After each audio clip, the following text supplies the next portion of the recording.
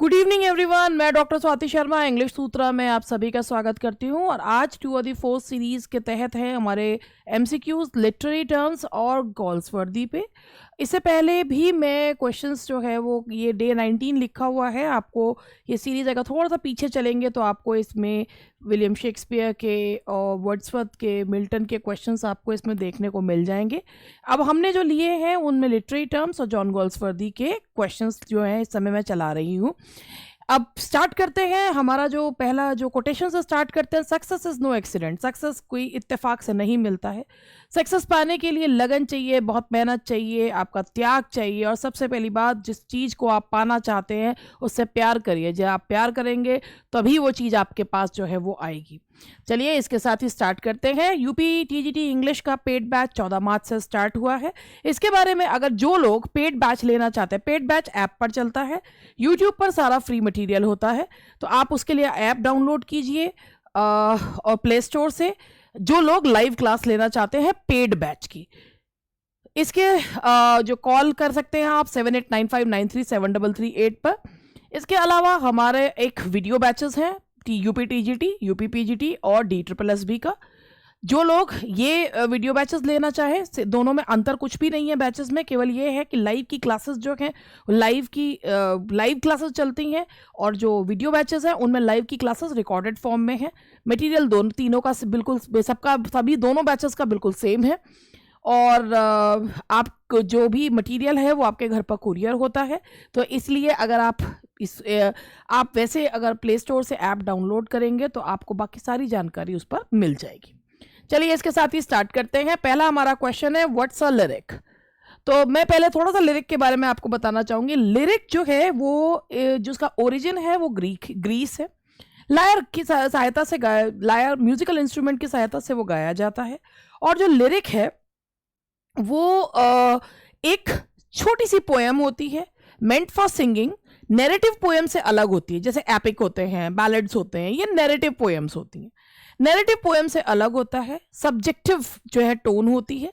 Subjective का मतलब होता है कि जिसमें जो पोएट एक हार्टफेल्ट फीलिंग्स जो है वो बताते हैं, तो सब्जेक्टिव एलिमेंट होता है। तो लिरिक जो है वो क्या है, दैट इज, और लिरिक का नाम भी किससे पड़ा है, लायर से। तो lyric is a short poem composed for singing. तो इसमें ऑप्शन देखिए, it's a short poem composed for singing. और ये इसमें इसकी और जो चीजें खूबियां हैं वो लिरिक की, वो ये हैं कि it is subjective in form, it has only one emotion, एक ही इमोशन इसमें रहता है। लिरिक कभी बहुत लंबे नहीं होते। What is the theater of the absurd? Theater of the absurd क्या होता है? Absurd का मतलब ही होता है विचित्र, अजीब। तो पहले इसमें ऑप्शंस देख लीजिए। Cut off from religious, metaphysical and transcendental roots, man is lost, all his actions become senseless, absurd, useless. Related to religious, metaphysical and transcendental roots, a theater in which there is certain plot or theme, a form of drama in which there is unity of place, time and action. ये Greek जो dramas होते हैं उनके बारे में कहा गया। Theatre of the absurd के बारे में मैं आप लोगों को बताऊं, एब्सर्ड का मतलब ही होता है विचित्र। तो एक ऐसा थिएटर ऑफ द एब्सर्ड जिसमें जो व्यक्ति है वो खुद को ही नहीं पता कि व्हाट इज ही डूइंग। जो नाटक का मंचन हो रहा है उसके कलाकारों को इस तरीके से दिखाया जाता है कि even the audience are unable to the people in the audience are unable to understand what is happening before them. तो इसी के लिए अब मैं कोट करना चाहूंगी। तो मेरे हाथ में जो बुक है वो इस समय कर्डन की बुक है। तो थिएटर ऑफ द एब्सर्ड के बारे में बताऊं कि a term applied to many of the works of a group of dramatist who were active in the 1950s। कि ये जो टर्म है ग्रुप ऑफ ड्रामेटिस्ट थे जो लोग एक्टिव थे 1950s में, जिसमें बैकेट, आइंस्को, पिंटर, ये लोग थे। Among the less known were, इनमें से जो लेस नोन थे वो थे Albee, Arrabal, Gunter, Grass, Pinget and Simpson. Theatre of the जो एब्सर्ड था was probably coined by Martin Esslin, who wrote the theater of the absurd। कि theater of the absurd जो टर्म है that was coined by Martin Esslin। अब मैं हमेशा standard books में से ही कोट करती हूँ। मैं चीजें बताने के बाद आजकल मैंने ये कर रखा है कि मैं बुक्स में से भी कोटेशन जो है वो कोट जरूर करती हूँ। तो जो टर्म है theatre of the absurd, it was coined by Martin Esslin who wrote the theatre of the absurd. इसकी जो रूट्स हैं दैट आर ऑब्स्क्योर, और ये जो है इस प्ले में ये दिखाया गया है कि what ever is happening before, मतलब ये भी नहीं समझ, ये जो लोग हैं वो भी नहीं समझ पाते उनके सामने हो क्या रहा है। तो जो मैन दिखाया, जो एक्टर दिखाया जाता है इसमें, जो प्रोटैगनिस्ट दिखाया जाता है, वो सब तरीके की रूट से कटा हुआ होता है। वो अपने ही एक्शंस को नहीं समझ पाता, सेंसलेस एक्शन होता है और यूजलेस होता है। That is called theatre of the absurd. तो जो इसमें बेसिकली और जो थे, मार्टिन एस्लिन ने ये टर्म कॉइन किया है, थिएटर ऑफ द एब्सर्ड, जिन्होंने लिखी है। उसके बाद हमारा नेक्स्ट क्वेश्चन है, व्हाट इज ब्लैक कॉमेडी और ब्लैक ह्यूमर। ऑप्शंस देख लेते हैं पहले। अब इसके लिए भी मैंने अपनी बुक जो है साथ में रख रखी है, उसमें से भी जो जरूर मैं जो है आप लोगों को बताऊंगी तो जरूर ही। तो ये मैं अपने साथ अपना जो बुक है वो जरूर रखती हूँ और फिर उसके बाद बताती हूँ। तो व्हाट इज ब्लैक कॉमेडी और black humour? It's a kind of play which is based on reality and reason, कि सत्य या तथ्य पर आधारित है।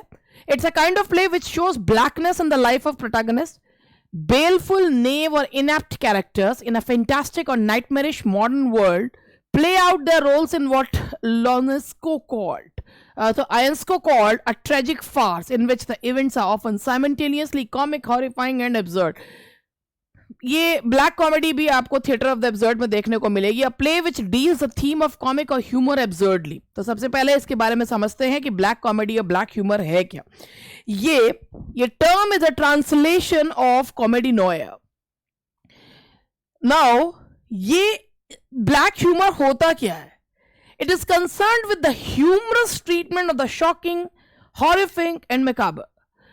एक बहुत ही ग्रूसम चीजों को, बहुत ही डरावनी चीजों को एक कॉमिक टर्न देना, तो उसे क्या कहा जाता है? ब्लैक कॉमेडी और ब्लैक ह्यूमर कहा जाता है। दैट इज ब्लैक कॉमेडी और ब्लैक। अगर आप लोगों ने, मैं इसका आपको एक एग्जांपल देती हूँ। अभी एक मूवी आई है हाल फिलहाल में, अगर आप वो देखी हो आप लोगों ने, डार्लिंग्स, आलिया भट्ट की मूवी है। That is also an example of black comedy. कि ब्लैक कॉमेडी का मतलब ग्रूसम मैकाबर चीज को जो है वो एब्सर्डली कॉमिक वे में दिखाया जाता है।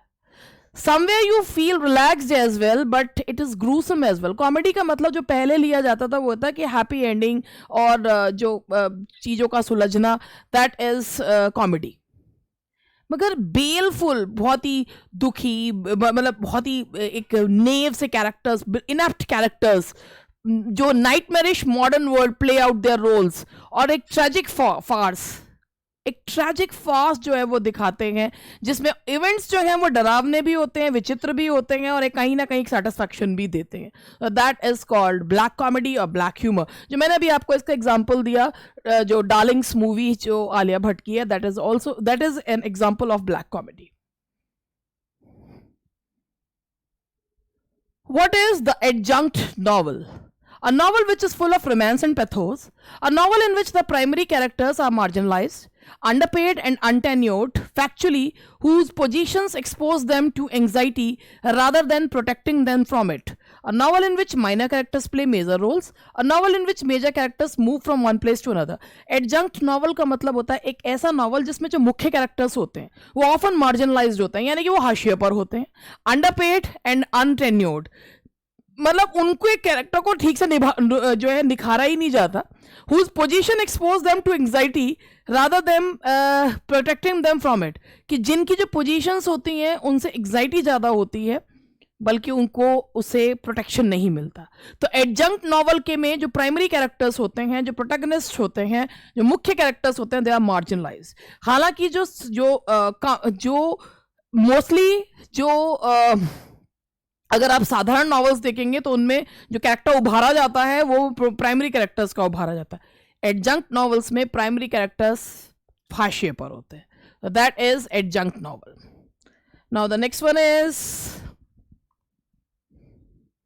I didn't come because I feel Christian, I'm a Jew. And I take no money dash give it to a charity lines appear in. ये क्वेश्चन बीच में जो आया है ये जॉन गॉल्सवर्दी के प्ले का क्वेश्चन है, और वो प्ले है जिसके बारे में जॉन गॉल्सवर्दी ने खुद ही कहा था कि no manager can turn it down, कि खुद ही वो इतने ज़्यादा उस प्ले को लिखकर कॉन्फिडेंट थे कि ये प्ले बहुत ही अच्छा है। तो ये I dent come because I feel Christian, I am a Jew, I will take no money. तो ये जो लाइन्स हैं ये लॉयल्टीज, जिसकी बहुत फेमस लाइन है, loyalties criss cross each other, that is loyalties. Goldsworthy became reputed in 1906 after the publication of। आप यहाँ देखिए कि यहाँ पर गोल्सवर्दी को के करियर को एक एक गति पकड़ी थी, वो 1906 में उनका बहुत ही फेमस जो है वो 1906 में उनका प्ले आया था, and that is the silver box. हालांकि 1906 में द मैन ऑफ प्रॉपर्टी भी आया है जो फॉरसाइट सागा का नॉवल है, लेकिन जो उनके करियर को गति दी है वो किसने दी है? द सिल्वर बॉक्स ने।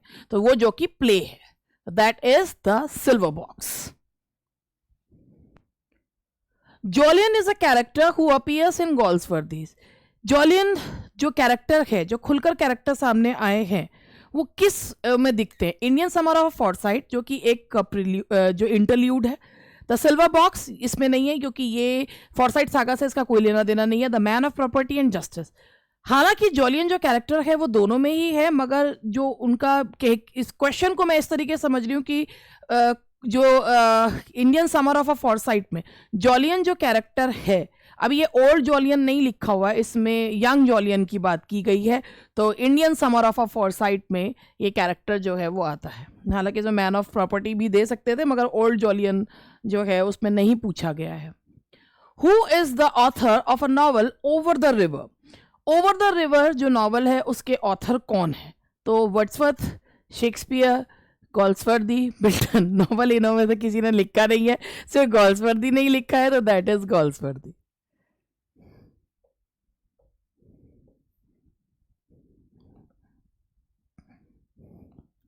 What is an act? Act क्या होता है? जब हम अलग अलग उसमें बांटते हैं, जो बड़ी पोयम होती है उसे कैंटोज में बांटते हैं, जो ड्रामा होता है उसको, जो मेजर डिवीजन होता है उसको एक्ट कहते हैं, इसका सब डिवीजन जो होता है वो सीन्स होते हैं। एक्ट क्या होता है? एक ड्रामा को आप जो मेजर डिवीजन होता है उसे क्या कहा जाता है? That is act. अब ऊपर देखिए, an act is a major division in the action of a play, an act is a part of play which follows 3 unities, वो प्लॉट होता है। An act is a part of novel which subdivides it, novel के chapters होते हैं, poem के cantos होते हैं, novel के चैप्टर्स होते हैं, और ड्रामा के एक्ट्स होते हैं। An act is a major division in the action of a play. तो एक्ट क्या होता है? एक ड्रामा का डिवीजन होता है।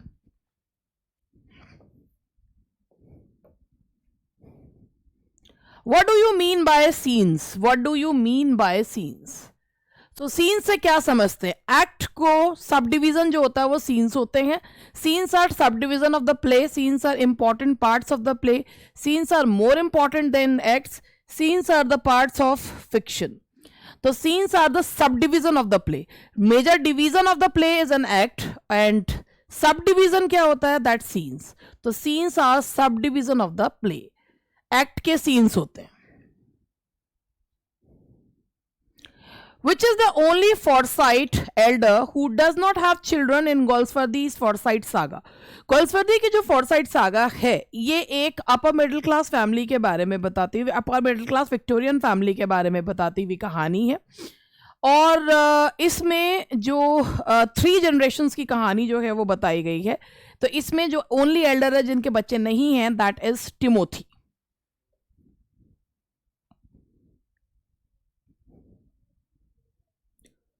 Who do the family secretly called the buccaneer in Forsyte saga? पहले ये देखिए, जो टर्म होती है इसका मतलब होता है a person who does things recklessly, जो बिना सोचे समझे रिस्क ले लेता है recklessly, तो उसे क्या कहा जाता है? That is called buccaneer। तो फॉरसाइट सागा में ये किसे कहा जाता है?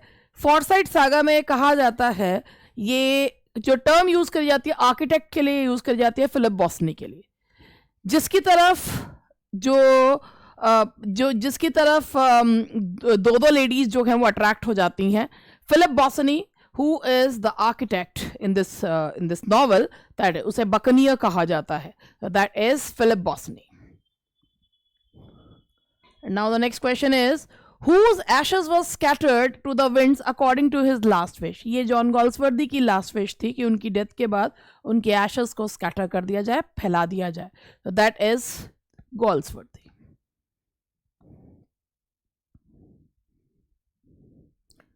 Which among the following was not under the pseudonym John St. John? Galsworthy 1904 से पहले जितने भी वर्क्स लिखा करते थे वो सारे के सारे जॉन सेंट जॉन नाम से लिखा करते थे. ये उनका स्यूडोनिम था. That is John son of John. From the four wind, जिसे वो माई फर्स्ट सिन कहते थे. Burn it and you will oblige me, जिसके लिए कहा है, जो कि उनका शॉर्ट स्टोरी कलेक्शन है. ये जॉन सेंट जॉन के उसमें लिखा गया है. जोसलिन भी जॉन सेंट जॉन के अंडर मतलब उसमें लिखा गया है. उन्होंने अपने ये स्यूडोनिम के अंडर लिखा है. लेकिन जो उनका पहला नॉवल, जो वर्क उनका बिना स्यूडोनिम के आया, that was the island Pharisees. So that is the island Pharisees. Which novel of Galsworthy reappeared as a play, the pigeon? ये Galsworthy was in a habit of turning his novels into plays, और इनका जो novel pigeon के रूप में आया था, that was island Pharisees. Mood songs and doggerels of Galsworthy fall under. Mood song and doggerels Galsworthy के क्या हैं? That is poetry collection. ये है इनका poetry collection. Mood song and doggerels जो हैं वो इनका पोइट्री कलेक्शन है. एक बार मैं इसमें ये देख भी, पोएम्स है इनका, और ये आया था, दैट वाज इन 1912, 1912 में. That's a poetry collection, mood song and doggerels. चलिए आगे बढ़ते हैं. Which kind of forms are choric and monodic? देखिए, कोरिक एंड मोनोडिक जो होते हैं वो लिरिक के लिए है. लिरिक जो है वो कहाँ से आया है? ग्रीस से. ठीक है जी. अब इसके बारे में आपको बताती हूँ. ये दो तरीके के होते हैं, कोरिक एंड मोनोडिक. मोनोडिक का मतलब होता है जिसमें एक सिंगल स्पीकर होता है.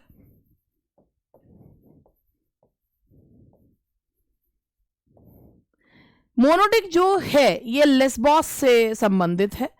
600 BC में ये जो है वो आए थे.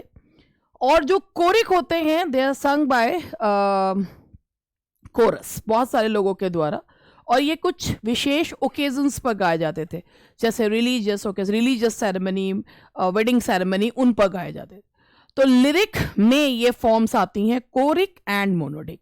कोरिक कोरस के द्वारा गाया जाने वाला, मोनोडिक एक सिंगल जो है सिंगर के द्वारा गाया जाने वाला, और सिंगल सिंगर होना चाहिए. ये सिंगल स्पीकर या सिंगल सिंगर के द्वारा गाया जाने वाला. और ये लिरिक के पार्ट्स हैं, choric and monodic. What is an exemplum? Exemplum क्या होता है? एग्जाम्पलम, फेबल, पैरेबल, ये होते क्या है? तो भैया इनके बारे में हम जरूर डिस्कस करेंगे.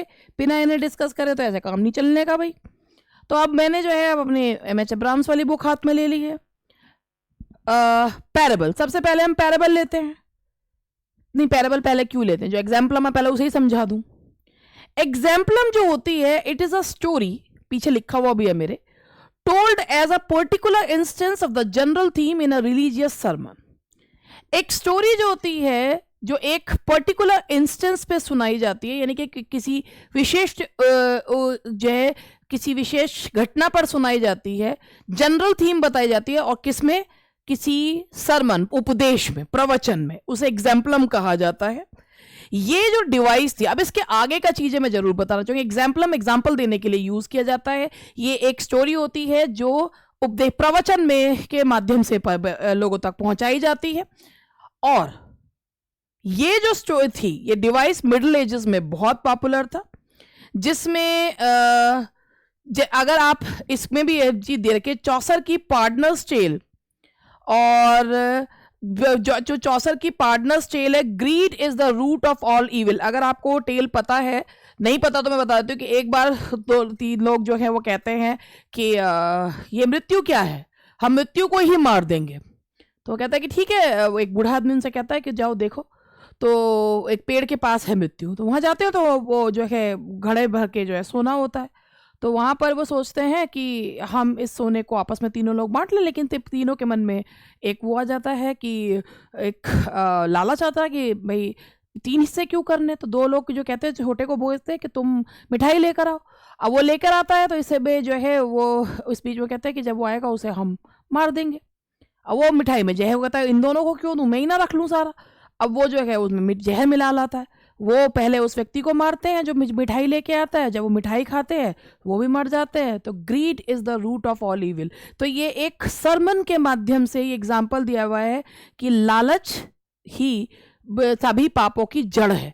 तो ये एग्जाम्पलम है, और ये मिडिल एजेस में बहुत पॉपुलर था। चौसर जो कि फादर ऑफ इंग्लिश लिटरेचर कहा जाता है, जिन्हें उन्होंने अपनी पार्टनर्स टेल में ये जो है इसका एग्जाम्पल भी दिया है, और दैट इज एन एग्जाम्पलम।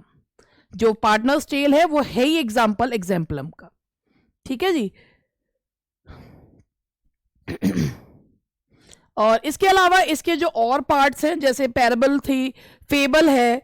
तो जो पैराबल होता है कि जिसमें मैंने अभी इससे पहले बताया था कि जिसमें एक छोटी सी कहानी होती है, जिसमें कुछ उपदेश जो है वो दिया जाता है, मॉरल दिया जाता है।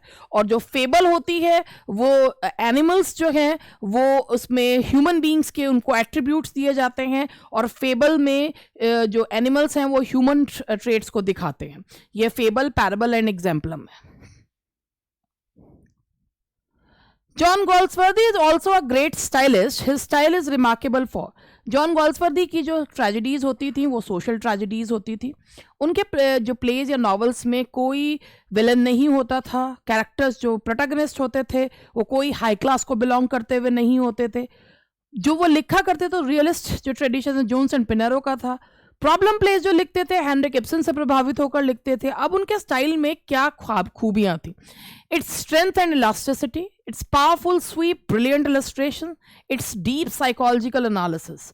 सारी ही खूबियाँ थी उनके में। जो अपने स्टाइल को वो बिल्कुल अपने वो स्टिफ स्टाइल नहीं था।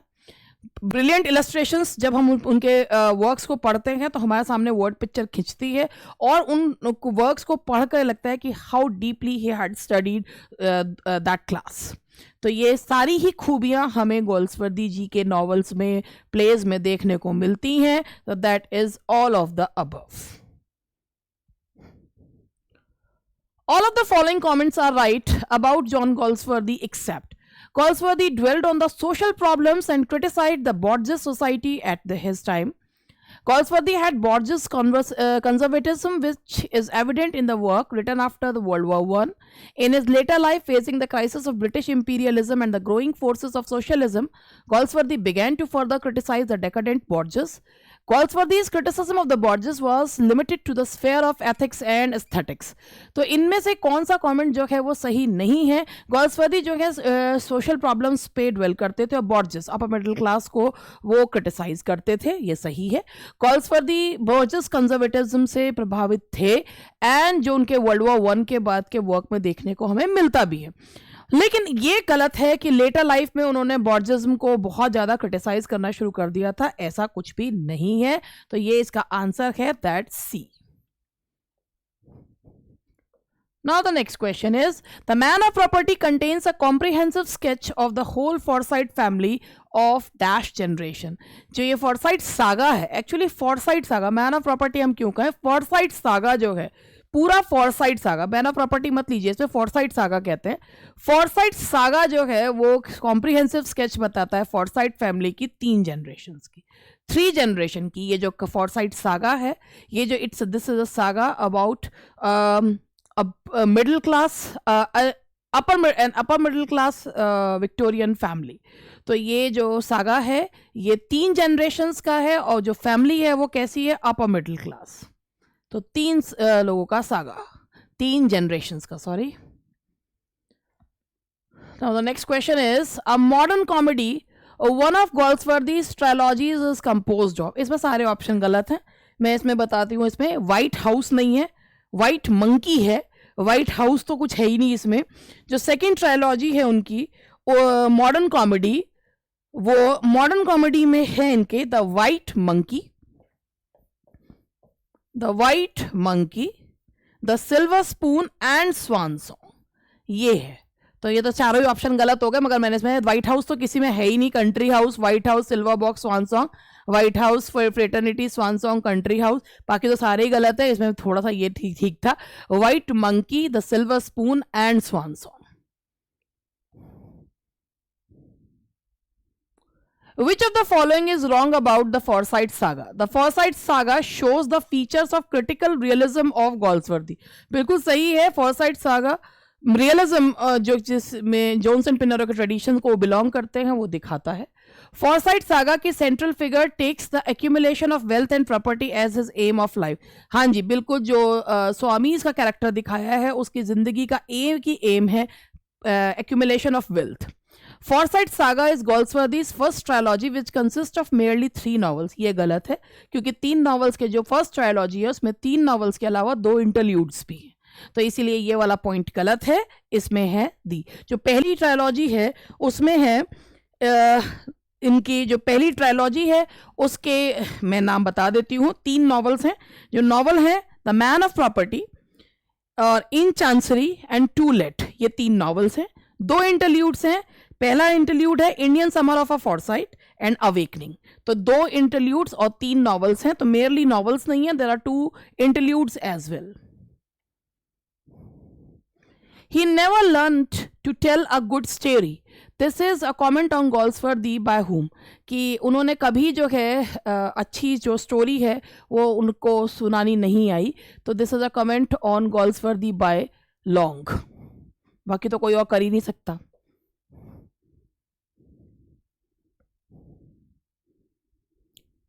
Dash deals with the middle class Victorian society.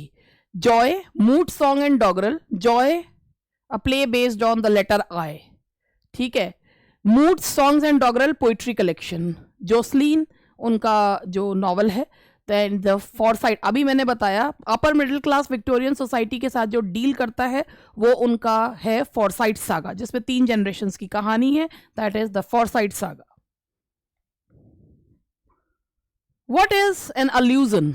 एक allusion, what is an allusion?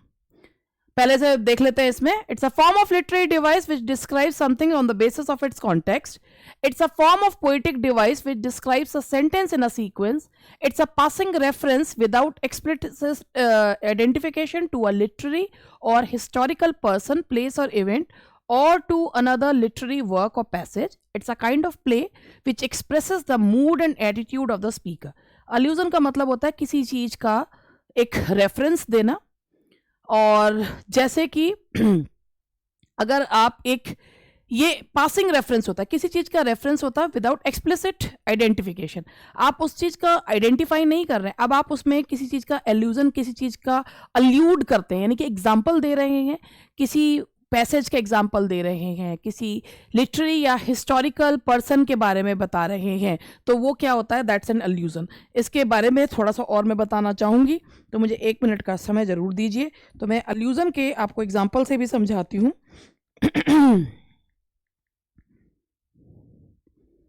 देखिए, जैसे कि अगर आप इसमें यहाँ पर ये बोलते हैं कि मैं अभी यहाँ पर अल्यूजन के एग्जाम्पल दे रही हूँ कि आप आम बोलचाल की भाषा में अल्यूजन को कैसे जो है वो यूज़ कर सकते हैं। जैसे हमने यहाँ पर एक एग्जाम्पल, हम डे टू डे लाइफ में एग्जाम्पल देते हैं, और जबकि वो एग्जाम्पल मुझे अच्छा नहीं लगता, मगर वो देते हैं कि रोड साइड रोमियो बोलते हैं कि those hang around like this and, जो मतलब ऐसे। अब रोमियो जो है वो एक वर्ड भी आ गया है, डिक्शनरी में भी आ गया है कि it is used for young lover. तो रोमियो जब हम बोलते हैं, जैसे एग्जाम्पल में, he is a cool guy but he becomes a love sick Romeo every time he is around her. तो हमने बोला लव सिक रोमियो। अब हम यहाँ पे अल्यूजन किसका दे रहे हैं, विलियम शेक्सपियर के प्ले रोमियो एंड जूलियट में से रोमियो का दे रहे हैं। अब किसी ने रोमियो एंड जूलियट पढ़ा हो या ना पढ़ा हो, उसके बावजूद भी रोमियो वर्ड सुनते ही समझ जाएंगे बात कैसी किसकी की जा रही है। नाउ अगर हम इसमें कहते हैं we got a new Einstein in school today, तो आइंस्टाइन का हम जो है रेफरेंस दे रहे हैं, तो दैट इज अल्यूजन। तो अल्यूजन का मतलब होता है कि एक पासिंग रेफरेंस देना किसी व्यक्ति का, किसी पैसेज का, किसी रिलेटरी थिंग का, दैट इज अल्यूजन। तो इसका आंसर है इट्स अ पासिंग रेफरेंस, तो आंसर है that C. Now question number 27, what is ambiguity? Ambiguity is applied to a fault in style, that is the use of vague or equivocal term or expression. It's a form of structure and approach of philology. Is a kind of verbal approach. It is an implied of dissimilar things. Ambiguity का मतलब एक style होता है लिखने का जिसमें किसी भी बात को दो तरीके से जो है वो दो तरीके से हम उसको जो है इंटरप्रेट कर सकते हैं। तो ये एक फॉल्ट इन स्टाइल है कि एक ही बात को दो तरीके से इंटरप्रेट किया जा सकता है। तो अब मैं इसके एम्बिगिटी के भी एग्जांपल जो है वो देखना चाहूँगी, तो मैं बिल्कुल लेना चाहूँगी एम्बिगिटी के एग्जांपल्स। तो दैट इज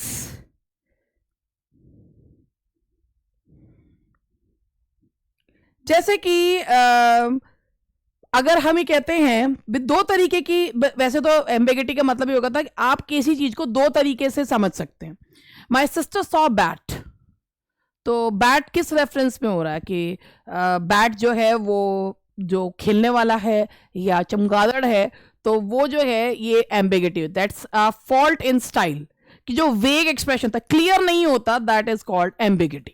तो इसका आंसर आप यहां देखिए, ambiguity is applied to a fault in style, that is the use of vague और इक्विवोकल टर्म और एक्सप्रेशन, दो तरीके से जिसे इंटरप्रेट किया जा सकता है। Who were the two kinds हैं? Who were the two kinds of? कैसी इंग्लिश लिखी हुई है?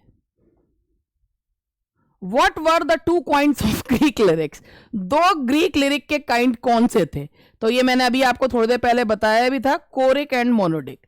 ये अभी से पहले इसको एक्सप्लेन भी किया था कि कोरिक एंड मोनोडिक बताए थे मैंने आपको, कि कोरिक जो गाए जाते हैं कोरस के द्वारा, मोनोडिक एक सिंगल सिंगर के द्वारा।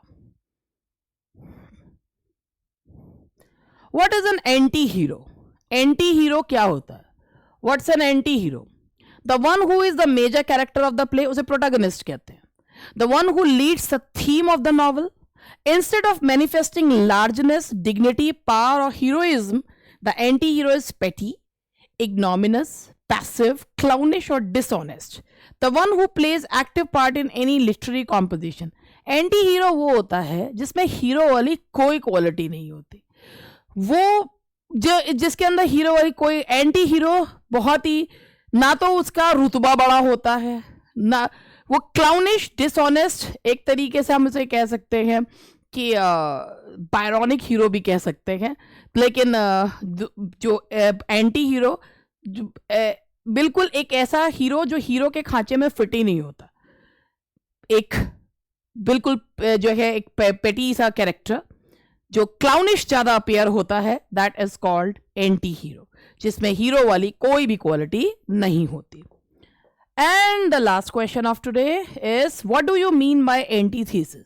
A figure of speech which is based on similar perspective, a contrast or opposition in the meaning of contiguous phrase or clauses that manifest parallelism, that is similar word order and structure in their syntax. It is an idea which describes two similar words in the same sentence. It's an approach which expresses two different ideas. एक contrast, it's an approach, two different ideas नहीं बताते, contrast और opposition in the meaning, a clause that manifests parallelism. Parallelism दिखाते हैं जो antithesis होती है, जिसमें कंट्रास्ट जो है बताया जाता है, united we stand, divided we fall, तो पैरेललिज्म को दिखाया जाता है, सिंटेक्स में पैरेललिज्म होता है, तो दैट इज एंटीथेसिस। जो स्ट्रक्चर होता है यूनाइटेड वी स्टैंड, तो इसका उल्टा होगा डिवाइडेड वी फॉल। ये दो चीज, ये जो कंट्रास्ट होता है, इससे अपनी बात को और जो है उसको एम्फसाइज करने के लिए एंटीथेसिस का यूज किया जाता है, तो दैट इज अ कंट्रास्ट और ऑपोजिशन। तो चलिए आज के जो सेशन था वो यहीं तक। तो इसमें गोल्सवर्दी और लिटरेरी टर्म्स के क्वेश्चंस मिले जुले थे। तो दैट्स ऑल फॉर टुडे। एक बार मैं आप लोगों को यहाँ पर ये सारे क्वेश्चंस दिखा देती हूँ कि जिससे कि अगर मैं बीच में आ गई हूँ तो ना दिखे हूँ। तो ये था 30, 29, 28, 27, 26, 25, 24, 23, 22,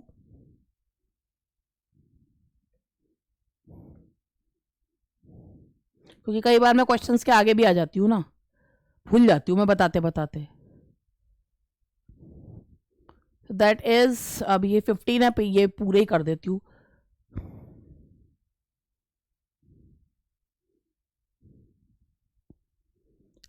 नाइन, 8, 7, 6, 5, 4, 3, 2 एंड 1।